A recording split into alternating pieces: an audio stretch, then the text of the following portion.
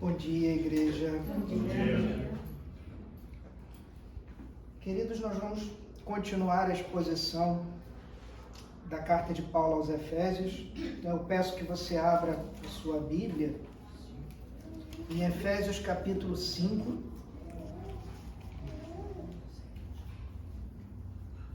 E nós vamos ler dos versos 7 ao 14.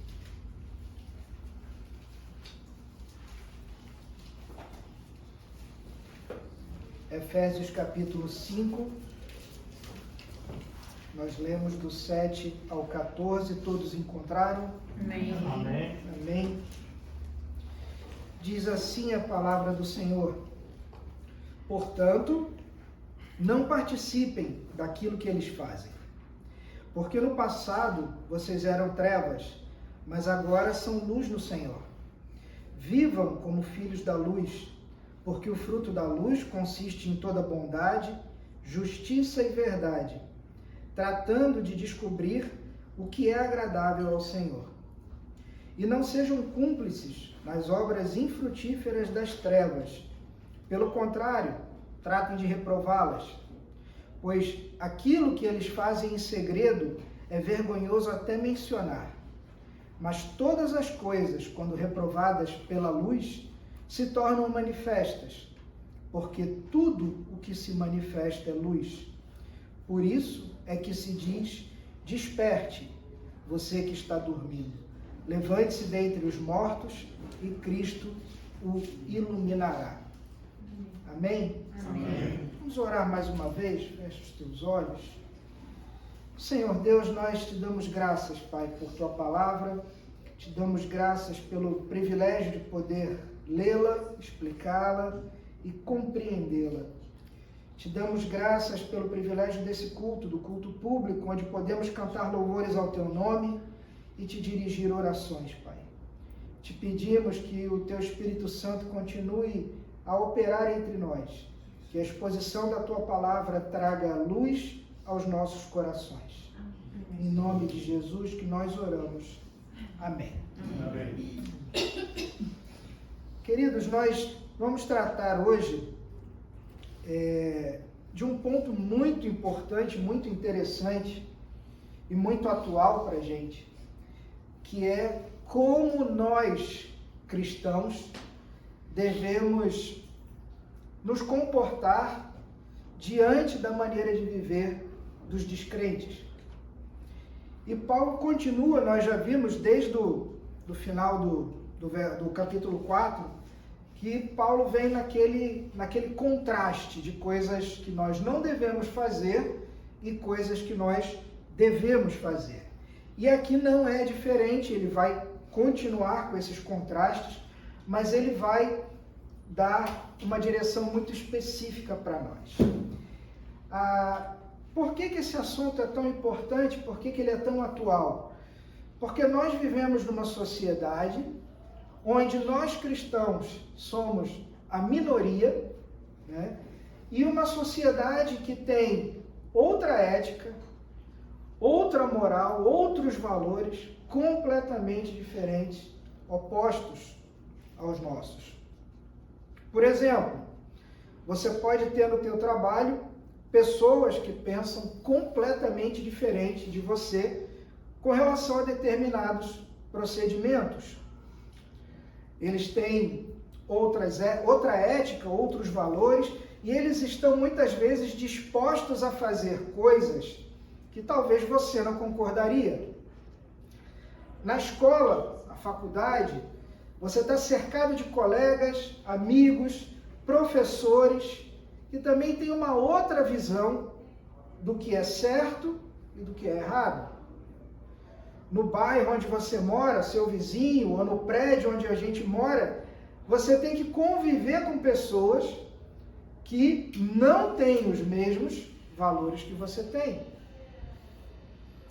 Indo mais longe, na sua família, você tem parentes, você tem agregados que não têm a mesma ética, que não creem nas mesmas coisas e nos mesmos valores que você acredita. Então vem a pergunta, como que o cristão se relaciona com essas pessoas no dia a dia, com o descrente?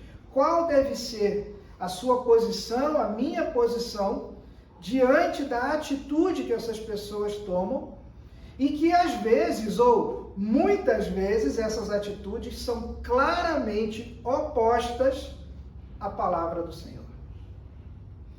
E a orientação que Paulo dá aqui aos cristãos de Éfeso, nesse texto que nós acabamos de ler, vai se basear num contraste entre trevas e luz. Então ele começa no verso 8, dizendo que no passado vocês eram trevas, mas agora são luz no Senhor. No verso 9 ele vai falar sobre os frutos da luz. No verso 11 ele diz, não sejam cúmplices nas obras infrutíferas das trevas. Verso 13 ele vai dizer, todas as coisas quando reprovadas pela luz se tornam manifestas. E no verso 14 ele vai dizer que nós temos que nos levantar dentre os mortos para que sejamos iluminados. Então ele vai sempre usar o termo trevas, ou em algumas traduções como a NVT, escuridão, como uma metáfora para descrever a maneira de viver daqueles que não conhecem ao Senhor. E ele já tinha feito esse mesmo contraste por 3 vezes nessa carta até agora. Nós passamos pelo capítulo 2 em Efésios, e Efésios 2, dos versos 1 a 3, ele faz exatamente, ele começa falando exatamente a mesma coisa. Ele fala, ele lhes deu vida quando vocês estavam mortos em suas transgressões e pecados, nos quais vocês andaram no outro tempo, segundo o curso deste mundo, segundo o príncipe da potestade do ar, do espírito que agora atua nos filhos da desobediência. Entre eles, também nós todos andamos no passado, segundo as inclinações da nossa carne, fazendo a vontade da carne e dos pensamentos. E éramos por natureza filhos da ira, como também os demais. Nesse mesmo capítulo 2, no verso 12, ele também volta a fazer a mesma coisa. Naquele tempo vocês estavam sem Cristo, separados da comunidade de Israel e estranhos às alianças da promessa, não tendo esperança e sem Deus no mundo. E finalmente no capítulo 4, do 17 ao 19, ele fala novamente. Ele diz, isto, portanto, digo e no Senhor testifico, não vivam mais como gentios que vivem na vaidade dos seus próprios pensamentos, tendo o seu entendimento obscurecido, separados da vida que Deus concede, por causa da ignorância em que vivem pela dureza de seu coração. Tendo se tornado insensíveis, eles se entregaram à libertinagem para, de forma desenfreada, cometer todo tipo de impureza. Ou seja, na mesma carta, em 3 outros lugares, pelo menos, ele vai descrever o que nós lemos agora, no início do culto, o que ele chama de trevas. E a escuridão aqui, as trevas, ela é usada para dizer que essas pessoas não conseguem ver a Deus. Você com certeza já passou pela experiência de acordar de madrugada para ir ao banheiro e mesmo conhecendo o seu quarto ou a sua casa, você vai tateando, porque você está no escuro e no escuro você não vê as coisas. Quem anda no escuro não consegue enxergar, quem anda no escuro não sabe para onde está indo. E se você precisa sair do escuro, você não sabe qual direção você toma para que você saia do escuro. Por outro lado, Paulo vai usar a luz para descrever a vida dos cristãos. Ou seja, a luz vai representar a santidade, a verdade, a clareza, a transparência. E uma das características da luz, que pode parecer óbvio para nós, é que aonde a luz chega, a escuridão vai embora. Num confronto entre escuridão e luz, a luz sempre ganha. Ela sempre vai prevalecer. E é com base nesse contraste que Paulo aqui vai nos dar orientações sobre como aqueles que são luz devem se comportar em relação àqueles que vivem nas trevas, ou que ainda vivem nas trevas. E antes de a gente entrar na exposição do texto mesmo, do 7 ao 14, a gente precisa de umas lembranças. Primeiro, é necessário reconhecer que, pela misericórdia de Deus, pessoas descrentes são capazes de fazer coisas boas e certas. Na teologia, a gente chama isso de graça comum. É a graça que o Senhor estende a toda a sua criação. Então, nós vamos encontrar pessoas descrentes, já fizemos esse comentário aqui algumas vezes, pessoas que inclusive se descrevem como ateias e falam de maneira correta, têm uma ética correta, se comportam de uma maneira justa, ajudam pessoas, fazem coisas boas. O que é isso? Isso é a graça comum. Mas é importante a gente perceber que isso não vem da humanidade. A Bíblia é muito clara quando ela diz que todos pecaram e carecem da glória de Deus, e quando ela mesma ainda fala que o coração do homem é sempre inclinado ao mal, que o homem tem prazer em fazer o que é errado. Mas Deus é tão bom que para evitar que a sociedade imploda e um destrua o outro e não sobramos mais ninguém aqui, Ele permite que pessoas descrentes façam coisas certas, coisas boas. E o inverso, infelizmente, também é verdade. Filhos da luz, cristãos, discípulos de Jesus, cometem práticas, obras da escuridão. E isso a gente sabe, se deve ao mesmo fato de que, embora tenhamos sido iluminados pelo conhecimento do Evangelho, o coração humano, ele ainda mantém resíduos da corrupção e do pecado. Mesmo o mais crente entre nós ainda tem um coração pecador, inclinado a todo mal. Inclusive, esse é um dos motivos, de modo geral, de por que nós nos reunimos como igreja. Juntos somos fortes. Juntos podemos nos apoiar. Um puxa a orelha do outro para que a gente não caia na tentação. Sozinho é muito mais difícil. A diferença é que quando isso acontece na vida de um cristão, é um acidente. Tem que ser um acidente. E esse cristão, ele se arrepende, ele chora, ele lamenta, ele aceita as consequências do seu pecado, porque o pecado tem consequências, mas ele quer a todo custo, ele quer se levantar, ele quer se purificar, e ele quer partir dali dizendo: eu não vou fazer isso novamente. Feita essa observação, o que Paulo nos fala na exposição desse texto aqui no capítulo 5? E o grande problema a gente já viu: uma sociedade com pessoas em trevas que praticam obras das trevas. E se você não quiser enfrentar essa situação, uma alternativa muito boa seria nós nos isolarmos. Essa alternativa foi tentada várias vezes na Idade Média. Lutero foi um grande exemplo disso. Ele se isola num mosteiro porque ele acha que, isolado do mal, do mundo, ele não vai ter mais problemas.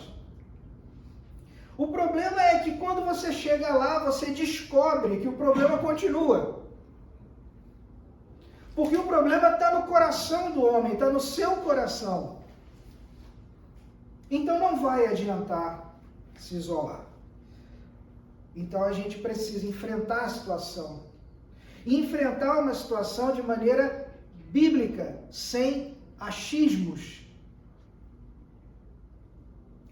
Então primeiro vamos ver o que Paulo diz que a gente não tem que fazer. Ele já começa no verso 7. Não participem daquilo que eles fazem. E a primeira pergunta é: quem são eles? Aí no verso 7.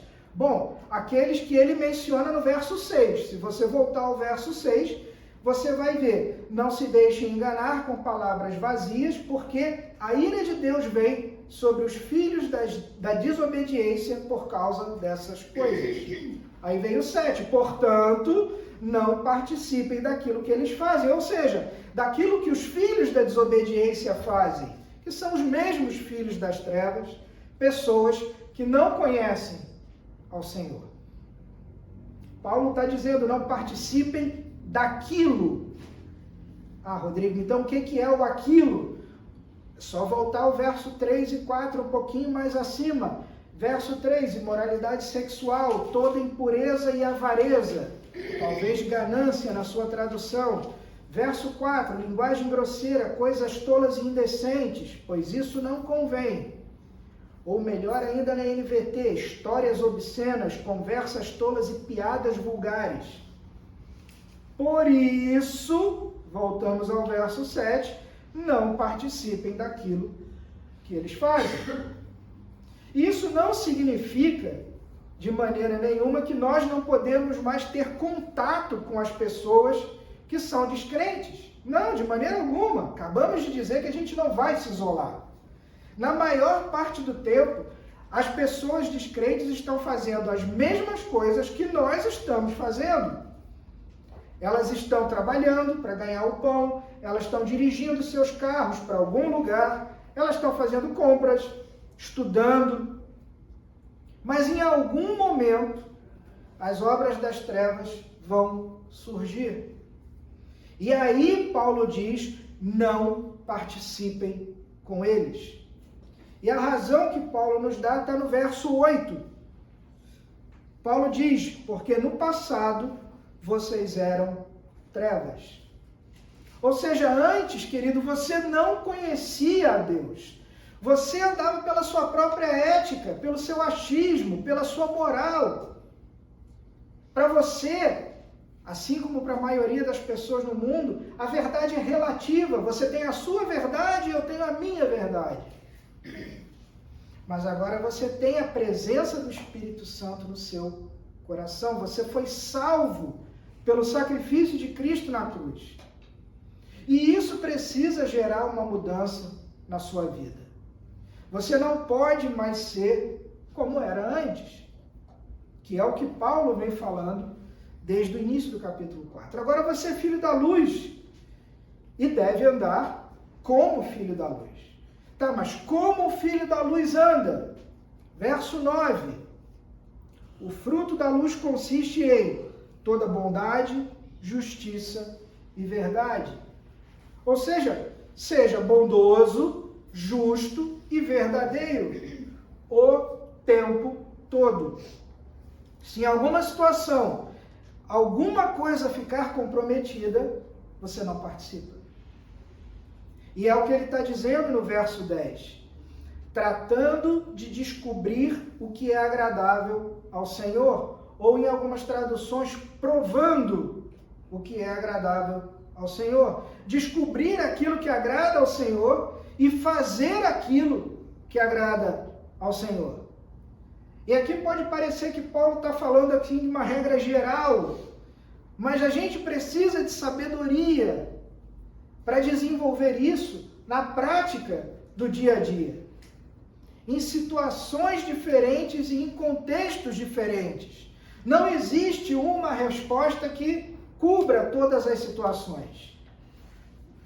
Por exemplo, colegas de trabalho resolvem fazer uma festinha e você sabe o que vai rolar na festinha. Mas se eu não for na festinha, eu vou ficar isolado? Os colegas de turma do colégio, da faculdade estão saindo, eles vão fumar maconha. Mas se eu não for, eu vou ficar isolado? Eu não vou ter amigos? Será que eu posso ir para um barzinho e ficar só escutando música?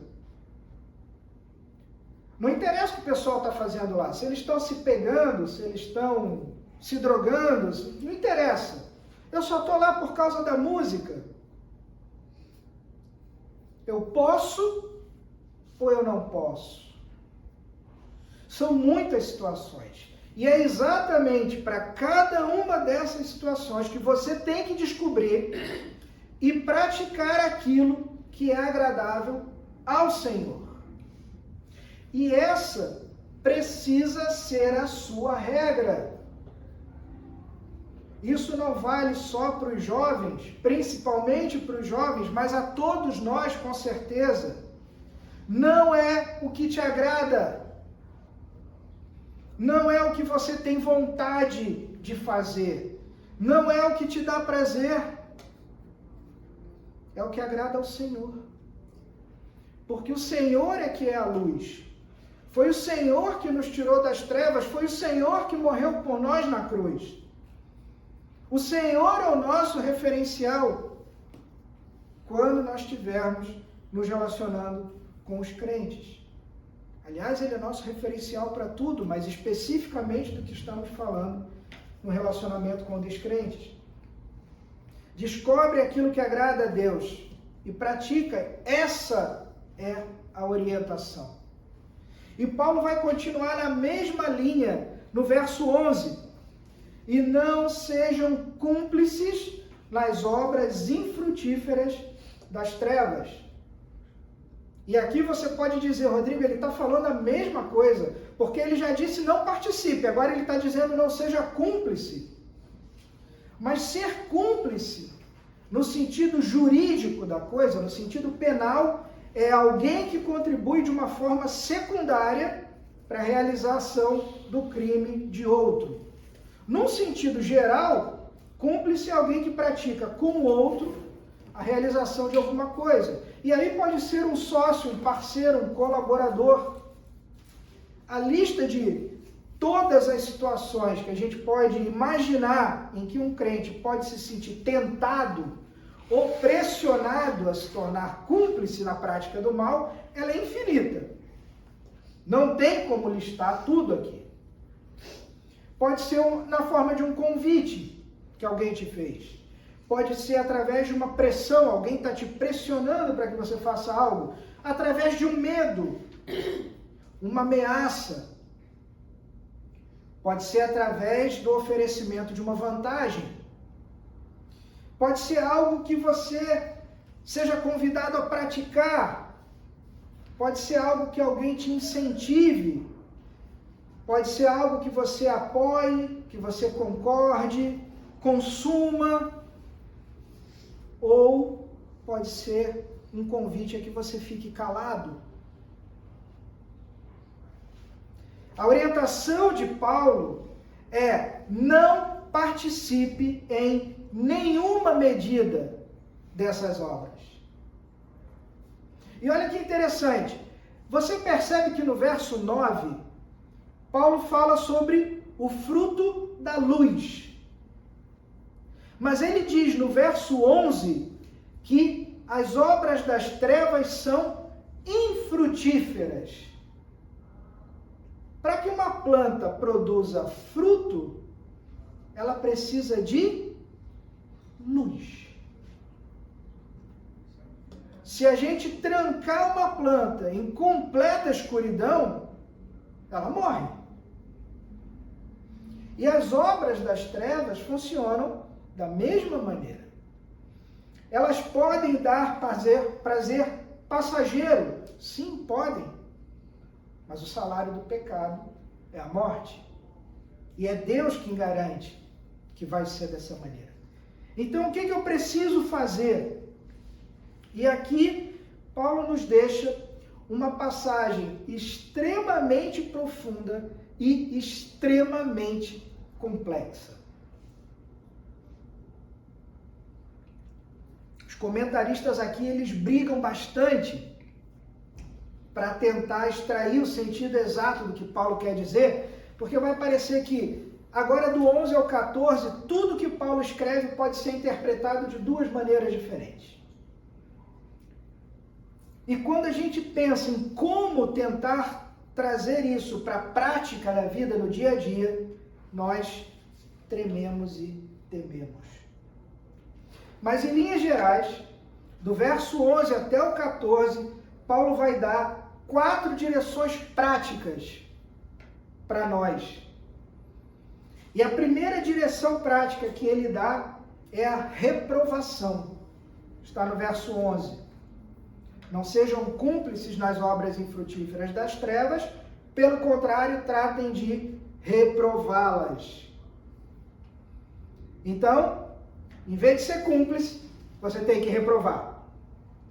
E o primeiro problema dessa passagem, aliás, o maior problema dessa passagem, é que em todas as nossas traduções do grego para o português, se colocou o las, ou as, no fim do verbo. Você tem na NAA, por exemplo, que é a versão que eu estou lendo, reprová-las. Na Revista e Atualizada, reprovai-as. Na Almeida 21, condenai-as. Na NVI, exponham-nas à luz. Na NVT, mostrem sua reprovação, expondo-os à luz. A questão toda é que no original grego, Paulo não fala esse las, ou esse as. Paulo, no original grego, ele vai dizer mais ou menos assim: pelo contrário, reprovem. Ponto. E aí você vai virar, beleza, Paulo, reprove o que, quem, como e quando? E ele não vai dizer no texto. Mas o que ele está dizendo sim nesse texto é que a atitude geral do cristão, em contraste à cumplicidade, é deixar claro que ele não concorda. Isso é reprovar. E você pode fazer isso verbalmente. Você pode conversar com a pessoa e dizer: olha, querido, isso que você está fazendo, isso que você está falando, de fato está errado. Ainda existe uma base moral comum, em cima da qual você pode chegar e conversar com as pessoas. E muitos descrentes vão concordar com você. Vamos chegar a um exemplo disso. O ponto é a atitude do cristão diante do mal, da obra das trevas, é de reprovação. Seja verbalmente, seja de não associação. A Estela leu para nós agora na nossa leitura congregacional o Salmo 1. O Salmo 1 é uma das coisas mais lindas que existe e um dos melhores exemplos do que Paulo fala para nós aqui. Porque nos versos 1 e 2 o salmista vai dizer: bem-aventurado é aquele que não anda no conselho dos ímpios, não se detém no caminho dos pecadores e nem se assenta na roda dos escarnecedores. Ou seja, meu irmão, minha irmã, vai chegar um momento na tua vida, se é que já não chegou, em que você vai ter que fazer exatamente isso. Você vai ter que não seguir o conselho dos perversos, você vai ter que não se deter no caminho dos pecadores, e você não vai poder se juntar à roda daqueles que zombam da mensagem do Evangelho. E isso é reprovar. E um ponto que é importante, muito importante, falava isso em casa ontem, falava isso agora de manhã com o Paulo e com o Beto. A nossa atitude, ela precisa incluir a reprovação, mas ela deve ser feita de uma maneira em que nós não viremos a polícia do mundo. Nós não somos a polícia do mundo. O cristão já é chamado regularmente disso por conta de um mau testemunho que vem sendo dado. Nós somos acusados de sermos pessoas críticas, pessoas que ficam julgando e condenando todo o mundo ao inferno. Se nós voltarmos à palavra, nós vamos lembrar de que a justiça pertence ao Senhor, a vingança pertence ao Senhor, tudo pertence ao Senhor. Não cabe a nós esse tipo de comportamento, principalmente de julgamento. E julgamento aqui, eu não quero me juntar ao que a internet fala, não julgueis, não. O verbo colocado principalmente no Novo Testamento, no grego, significa que você não pode ser o promotor que acusa, ao mesmo tempo em que você é o juiz que julga e ao mesmo tempo em que você é o carrasco que executa. Esse é o julgar que Jesus principalmente vai falar. Mas nós temos várias outras passagens no Novo Testamento onde nos é convidado, desde Atos até João e Apocalipse, a que nós provemos, testemos, verifiquemos. A árvore boa dá fruto bom. Então, sim, nós devemos exortar, que é o que Paulo, mais uma vez, está engrossando o coro aqui e falando. Nós, cristãos, ganhamos a fama de sermos hipócritas, duros, inflexíveis, porque nós exigimos um código de conduta dos outros em que nós mesmos não conseguimos manter. Volta a Atos, quando Paulo se dirige a Jerusalém, porque está acontecendo uma confusão. Novos convertidos devem fazer a circuncisão ou não devem fazer a circuncisão? Os líderes da igreja em Jerusalém são reunidos. E antes que Tiago desse a última palavra no encontro, Pedro vai tomar a palavra e vai dizer: por que nós queremos impor um jugo que nem os nossos pais conseguiram manter?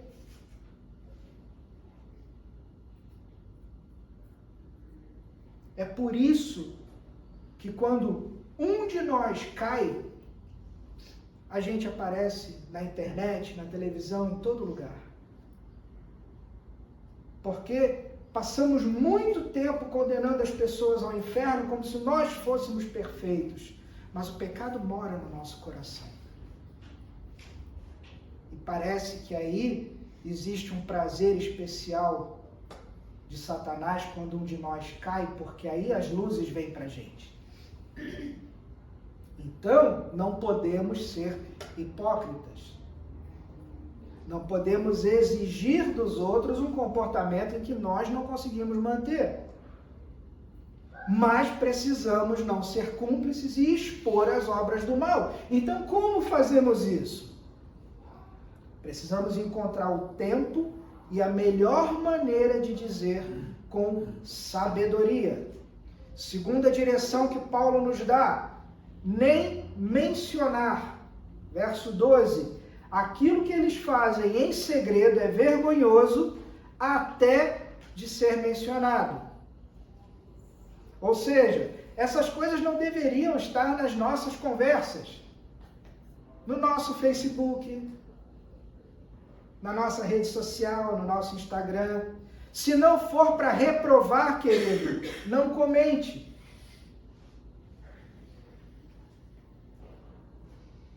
A gente sabe o que eles fazem em oculto, mas não deve ser objeto das nossas conversas. A hora que você começa a comentar, a jogar nas suas redes sociais, você se torna cúmplice.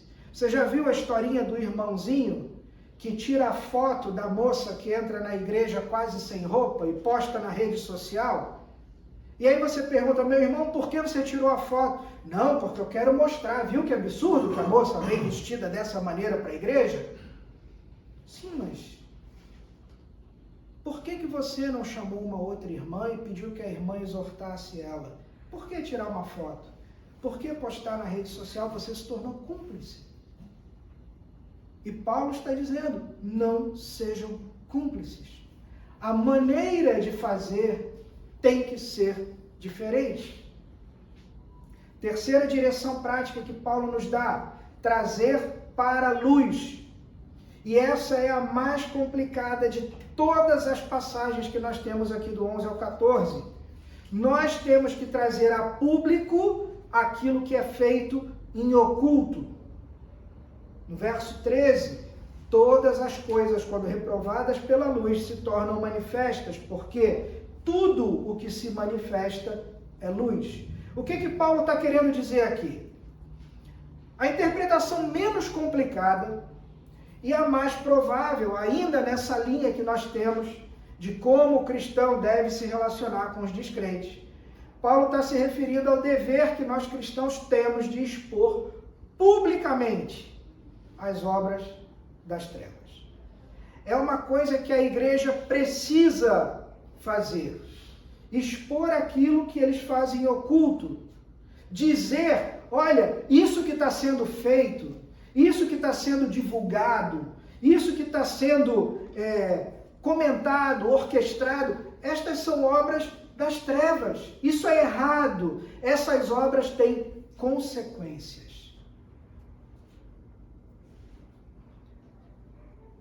Paulo está falando de que a igreja tem o dever público de tomar uma posição sobre determinado assunto. No mesmo verso 13, todas as coisas, e todas aqui se referem ao que vem antes, ou seja, todas as coisas das trevas, quando reprovadas pela luz, e a luz aqui são os cristãos que têm a luz do Evangelho. Quando o cristão, então, reprova essas coisas que são feitas em oculto, essas coisas se tornam manifestas. A ideia é, tudo o que se manifesta é luz. Significa, tudo o que se manifesta é porque foi iluminado. Foi trazido à luz. Enquanto não foi iluminado, enquanto estava escondido em oculto nas trevas, permanecia assim. Mas na hora que os cristãos jogam a luz da verdade, a luz do Evangelho, essas obras se manifestam. E sabe o que acontece, querido? Na maioria das vezes, a própria sociedade condena essas obras. Um exemplo, você deve ter acompanhado, não é algo novo, é algo que já aconteceu há vários anos atrás. Mas quando aconteceu, foi para os holofotes. Existe uma ONG americana que você deve conhecer bastante, chamada Planned Parenthood. Se você não conhece, essa é uma ONG que oferece às mulheres americanas a opção de aborto de forma legal. Porque até então, agora a lei já alterou um pouquinho, né? Mas até então existia mais liberdade ainda para que uma mulher nos Estados Unidos, dependendo do estado onde ela mora, que ela fizesse um aborto sem nenhum limite de idade da gestação. A maioria dos evangélicos nos Estados Unidos também é contra o aborto, da maneira que nós também somos aqui, e eles têm uma série de grupos organizados para se manifestarem contra essa prática. E um desses grupos, era um grupo pró-vida, conseguiu filmar uma entrevista, se passando por uma mãe ou qualquer coisa do tipo, com uma das líderes dessa ONG. E nessa entrevista, essa mulher, essa líder dessa ONG, ela contava em detalhes, inclusive ela forneceu material filmado de como eles faziam para que aquele feto fosse extraído vivo, sem nenhum dano ao bebê, e logo na sequência eram removidos os principais órgãos da criança, principalmente rins, coração e pulmões. As imagens são absurdas. E isso era removido para ser vendido no mercado negro de transplante. Era usado para fazer pesquisa, era usado para produção de vacinas ou para qualquer outro fim que a gente possa imaginar. Meu irmão, minha irmã, não foi só a igreja que ficou escandalizada. O mundo ficou escandalizado. Os próprios descrentes disseram que aquilo era um absurdo. Ou seja, um dos papéis da igreja é falar a respeito do juízo de Deus sobre essas coisas.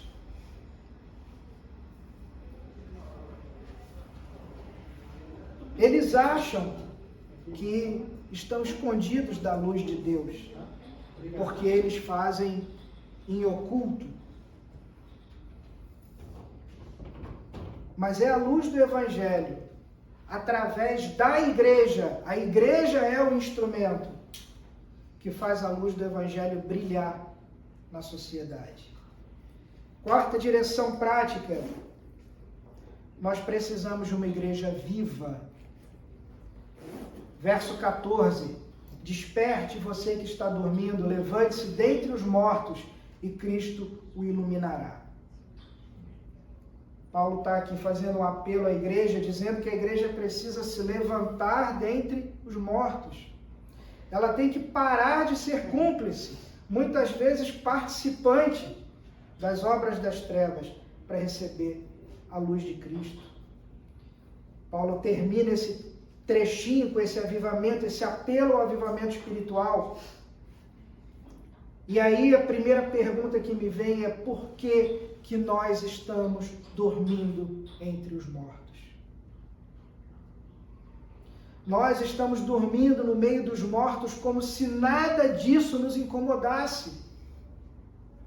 Nós estamos tão acostumados ao mal, ao erro, à sujeira, como que alguém dorme no meio dessas coisas e não vê nada, não sente nada.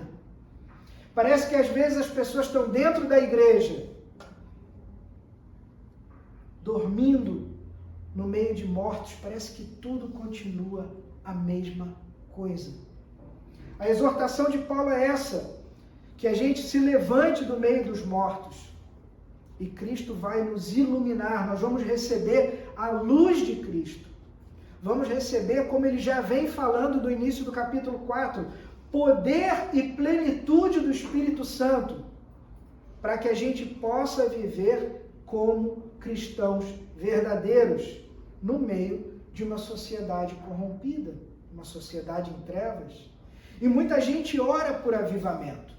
Eu oro também, anseio por um avivamento espiritual. E a maioria das pessoas, quando traz à memória a ideia de um avivamento, elas imaginam multidões se convertendo ao Evangelho. Mas o avivamento ele começa na igreja. O avivamento começa no arrependimento. Começa quando a gente sai desse sono de morte, a gente se levanta. Começa quando nós somos iluminados pela glória de Cristo e a gente é tão cheio da glória e da luz de Cristo que a gente não consegue fazer outra coisa a não ser transmitir essa luz.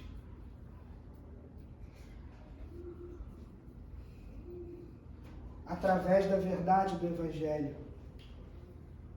E a verdade do Evangelho é: isso é errado, isso terá consequências. Não cabe a nós dizer: você vai para o inferno, você não vai. Esse não é o nosso trabalho.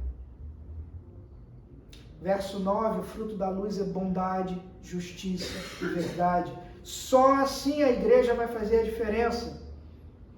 Só assim a igreja vai ser de verdade, sal e luz, como Jesus Cristo nos ordenou que nós fôssemos. E eu concluo aqui com 3 exortações para vocês. Se você enfrenta uma situação em que diariamente você está cercado de trevas, e acredite, meu irmão, eu falo porque eu estou nessa situação, ore por sabedoria. peça que Deus lhe desperte do seu sono. Segundo, seja firme na sua determinação de não ser cúmplice e nem participante das obras das trevas. Peça a Deus que o poder do Espírito Santo tome você, encha você, para que você tome atitudes claras de afastamento de pessoas e de situações que vão levar você às trevas. Finalmente, lembra de quem você é em Cristo Jesus. Você já foi trevas, mas você foi iluminado pela verdade do Evangelho. Você conheceu a Cristo. E se assim realmente aconteceu, o que você está fazendo dormindo no meio de mortos? Se você já ganhou vida, está na hora da gente se levantar, assumir o compromisso de sermos cristãos verdadeiros, em meio a uma sociedade que precisa de uma igreja viva e atuante. Amém? Amém. Vamos fechar os nossos olhos, vamos orar.